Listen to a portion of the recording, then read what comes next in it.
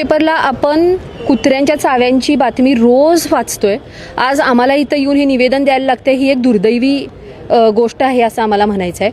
7,000पेक्षा जास्त भटकी कुत्री आपल्या इथे शहरात आहेत. आम्हाला महानगरपालिकेला प्रश्न विचारायचा की तुमचा प्लॅन काय आहे. तुमच्याकडे एक किंवा दोन निवारा केंद्र आहेत ज्याची कॅपॅसिटी 100 कुत्र्यांची आहे. 7,000 कुत्र्यांना तुम्ही एका टीमनी पकडायचा तुमचा प्लॅन कसा असू शकतो. प्लस तुम्ही डॉगचे हॉटस्पॉट्स आयडेंटिफाय केलेले आहेत का.